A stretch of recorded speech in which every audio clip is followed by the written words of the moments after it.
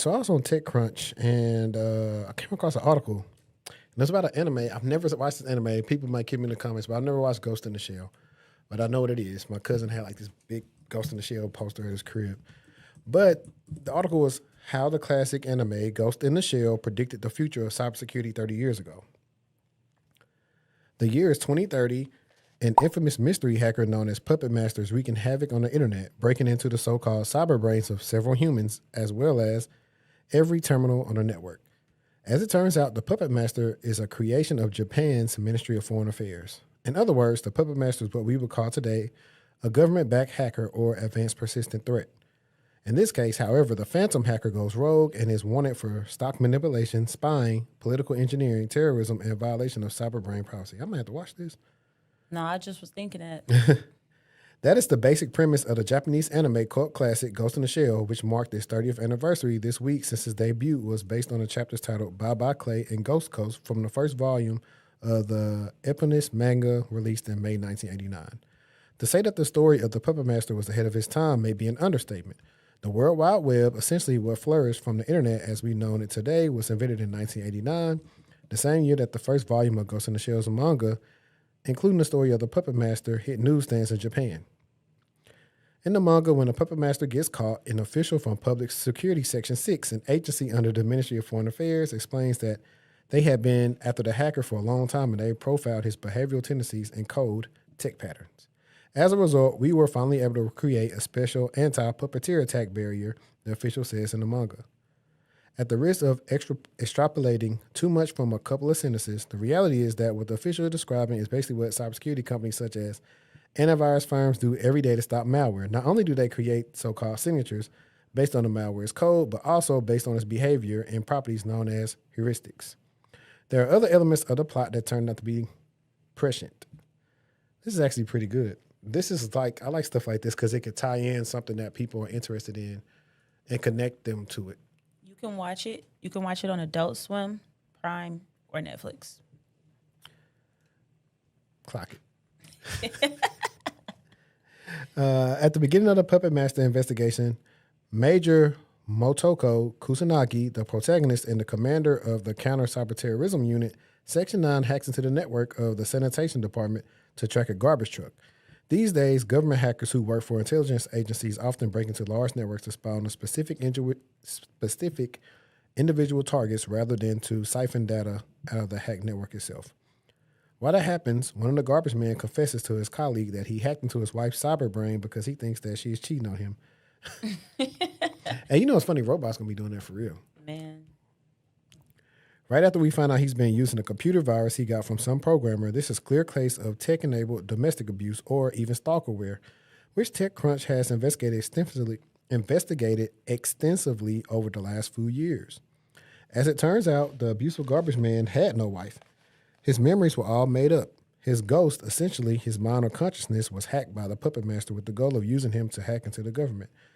In some way, that's similar to what some advanced hackers do when they hack into networks. They use to hack their actual target as a way to hide their tracks, adding separation from themselves and final target. Social engineering, pretty much. Let's see. Where are we at? John Willander, a cybersecurity veteran who writes hacker-themed fiction books, wrote an exhaustive analysis of the movie that highlighted details referencing real-life scenarios.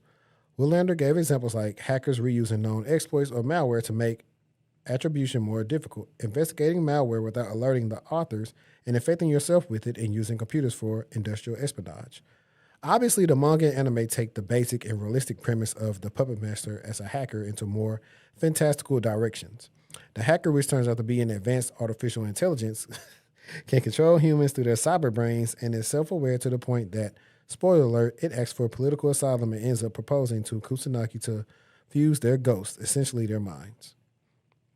To understand how prophetic Ghost in the Shell was, it's crucial to point in its historical context. In 1989 and 95, cybersecurity wasn't even a word yet, although the term cyberspace had been famously coined by sci-fi author William Gibson in his classic book, Neuromancer. Computer security or information security, however, was already a reality and had been for a couple of decades, but it was an extremely niche specialty with computer science. The first computer virus is believed to be the creeper worm, which was unleashed in 1971 on the ARPANET, the government-developed network that became the Internet's forerunner. A handful of other viruses and worms wreaked havoc after that. They became ubiquitous once the Internet and the World Wide Web became a reality. Man, it's a lot. I'm getting a history lesson right here. Nah, facts.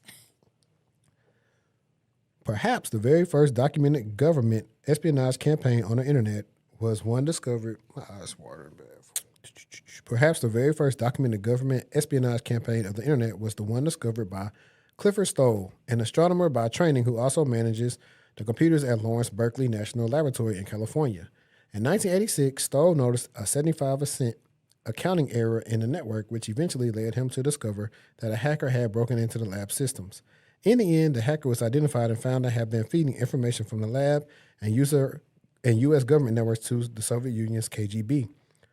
Stoll immortalized his months-long, scrupulous, and painstaking investigation in the book The Cuckoo's Egg, a first-person account that reads like a very detailed and extensive report by security researchers analyzing the hacking campaign carried out by government hackers. The Cuckoo's Egg has since become classic, but it's probably fair to say it didn't exactly hit the mainstream when it was released. As far as I can tell, Ghost in the Shell creator Masumi Shiro never spoke about the real-life events inspiring the hacking plot points in the manga, but it's clear that he was paying attention to what at the time was a hidden world that was alien to most people on Earth who were still years away from being online, let alone being aware of the existence of hackers. I tried to get to that. I don't know why my eyes started watering. I got no eye drop. Before the museum, I want to actually read The Cuckoo's Egg. And What is that? that's a book. So towards the end of the article, The Cuckoo's Egg is a first-person account that reads like a very detailed and extensive report by security researchers analyzing a hacking campaign carried out by government hackers. Let's hear it. So I want to read that book, and I want to watch Ghost in the Shell, and there was another book on here. Because honestly, if you go study the history of how cybersecurity came to be, that's kind of how you figure out where we're going and headed, and it's like already different things that we see. I know for me, it was that. I didn't watch Ghost in the Shell, but I used to watch like Cyborg 009, Question Dragon Ball Z. You got the androids, and right now in Boruto, you have people that are cyborgs, and everything else. Cyborg, Teen Titans. So I don't know. I thought that was pretty cool, and the fact like they talked about AI, they talked about social engineering, stalkerware, or as we call it, spyware, where people were putting it on there. Things now we got, air tags. It's so unfortunate that something that was supposed to be a good thing it has become awful. Awful. I mean, I'm just going to say it again. Don't think about the use case. Think about the abuse case. That part.